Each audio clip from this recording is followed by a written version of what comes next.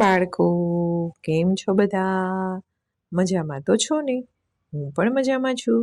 તો ચાલો આજે આપણે એક સરસ મજાની વાર્તા સાંભળીએ. બાળકો, વાર્તાનું નામ છે ચક્કીબેન. આ વાર્તા યશવંત કડીકરની છે. આ વાર્તામાંથી આપણે થોડા ફેરફારો કરી અને બીજી વાર્તા સાંભળીએ. એક હતા ચક્કીબેન. ચક્કીબેન તો આકાશમાં ઉડવા લાગ્યા. ઉડતા ઉડતા ઉડતા એટલી લાંબી સફરે પહોંચી ગયા અને એને લાંબુ ઉડવાનું ખૂબ ગમતું હતું. પરંતુ ઉડતા ઉડતા જતા હતા ત્યારે તો અંધારું થવા આવ્યું અને ત્યાં એમને એક મોટો મહેલ જોયો. આ મહેલ જોઈ અને ચક્કીબેન તો ત્યાં ગયા. હવે ત્યાં તો કોઈ રહેતું હોય ને એવું લાગતું નહોતું. આજુબાજુમાં કોઈ વસ્તી પણ ન હતી અને મહેલની આસપાસ સમડી, ગીધ અને કાગડા ક્રા ક્રા ક્રા કરી અને ઉડતા હતા અને ત્યાં ખૂબ દુર્ગંધ આવતી હતી. એ દુર્ગંધથી આ ચક્કીબેન તો ગભરાઈ ગયા અને ચક્કીબેન તો સીધા મહેલમાં ઘૂસી ગયા અને મહેલમાં આમ તેમ ફર ફર ફર ઉડવા લાગ્યા. અંદર પણ એટલી બધી દુર્ગંધ હતી. અંધારું પણ થવા આવ્યું હતું. ચક્કીબેન તો મૂંઝાવા લાગ્યા અને તો બહાર નીકળવા માટે ઘણો પ્રયત્ન કરીને ઉડવા લાગ્યા. ત્યાં એમણે એક અવાજ સંભળાયો અને અવાજ તો ડરામણો હતો. એટલે ચક્કીબેન તો અવાજ સાંભળીને ધ્રુજી ગયા. હવે એણે જોયું તો દિવાલની ખૂંટી ઉપર એક કાળી વસ્તુ હલી રહી હતી. ચક્કીબેને નજીક ગયા. એ કાળી વસ્તુને બે નાની નાની પાંખો હતી જે અંધારામાં મોતીની જેમ ચમક ચમક કરતી હતી.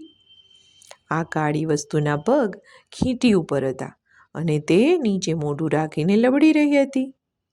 ત્યારે ચક્કીબેન બોલ્યા, તમે કોણ છો?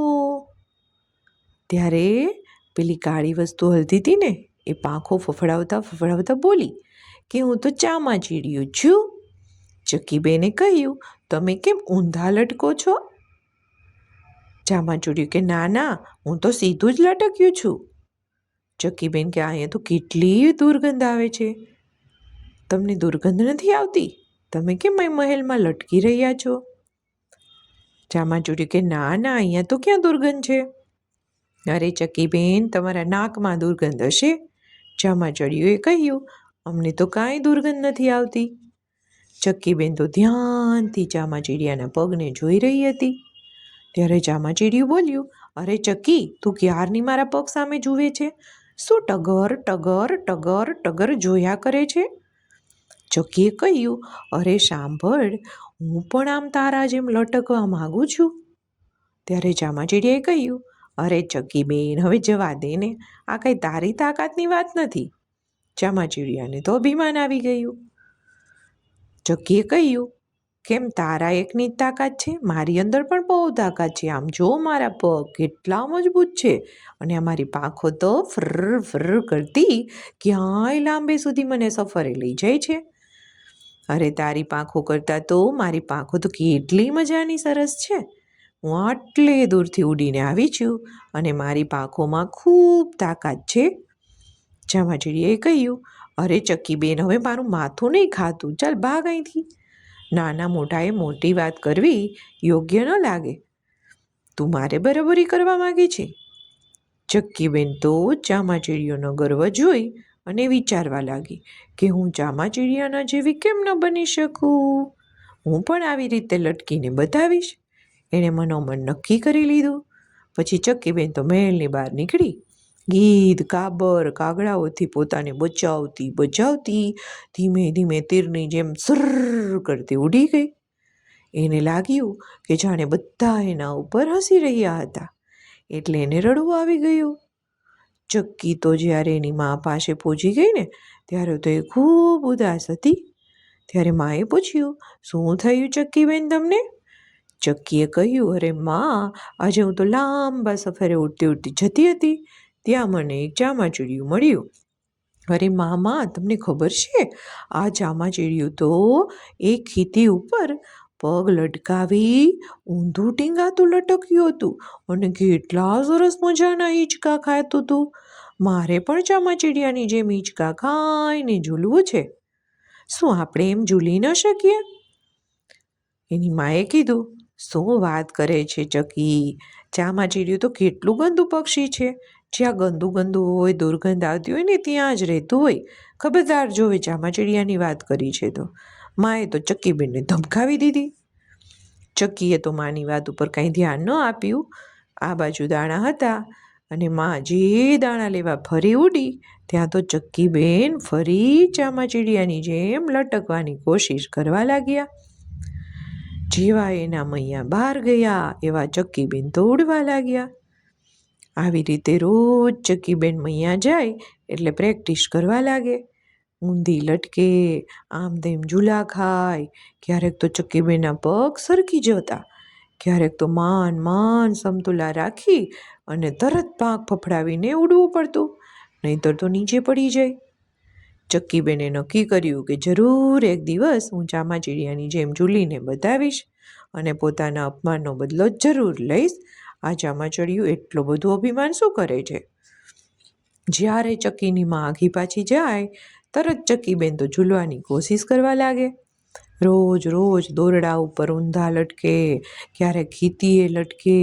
આવી રીતે રોજ એને આવી રીતે લટકવાનું શરૂ રાખ્યું અને રોજ દૂર ઉડવા જતાં એ બધું બંધ કરી દીધું. હવે એની બધી જ બેનપણીઓ આ ચક્કીને મળવા ઘરે આવી. ત્યારે ચક્કીબેનની છાનમૂની બધી બેનપણીઓ દરવાજા પાછળ ઊભીને જોઈ રહી હતી. ચક્કીબેન તો ફર્ર ઉડે, પાછા લટકે, વળી સરકે, વળી ઉડે, વળી લટકે. આવી રીતે તો અનેક પ્રયત્નો કરી ચક્કીબેન તો એની કોશિશ શરૂ જ રાખી. ત્યારે બધી બેનપણીઓ એને જોઈને હસવા લાગી. એક દિવસ ચક્કીબેનને કહ્યું, અરે સાંભળ ચક્કી, તો આવું કરીને તારો જીવ ગુમાવી દઈશ.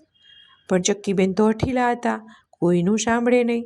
એને નક્કી કર્યું હતું કે હું એક દિવસ ઝાડ ઉપર ઊંધી લટકીને બતાવીશ.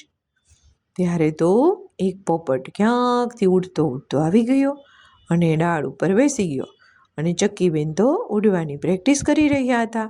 અને જે લટક્યા એવા પોપટભાઈએ ડાળ ઉપર એક છીંક ખાધી. હાછી! જેવી પોપટને છીંક આવી અને તરત પોપટ તો ઉડી ગયો. પણ ચક્કી એ દિવસે પોતાને સાચવી ન શકી અને પાંખો પણ ન ફફડાવી શકી. સીધી પડી ભોંય ઉપર. એને શરીરમાં ખૂબ દુખવા લાગ્યું. ઉઈ માં કરતી ચીચી કરવા લાગી. ત્યારે એની માં તો નજીક આવી. એમને કહ્યું, ચક્કી, હું તને ના પાડીને ગઈ હતી ને, છતાંય તે તારી કોશિશ ચાલુ જ રાખી. ચક્કીએ કહ્યું, પણ માં, અમારે એક દિવસ તો લટકીને બતાવવું જ છે. માએ એને કેટલી સમજાવી, પરંતુ ચક્કીબેન તો માને જ નહીં. ચક્કી તો કણસતી બોલી, પેલું ચામાચીડિયું કેવું સરસ લખે છે, કેવું સરસ લટકી રહ્યું હતું. મારે તો એના જેવું લટકવું છે, મારે એના જેવું હિંચકા ખાવા છે. આવી રીતે કરી એની માએ કહ્યું, હવે થોડા દિવસ આરામ કર, પછી તું લટકા કરજે. પછી તો ચક્કીબેને થોડા દિવસ આરામ કર્યો. પાછું ચક્કીબેન તો સાજા થઈ ગયા. પાછી ચક્કીબેનની મહેનત સારી થઈ ગઈ.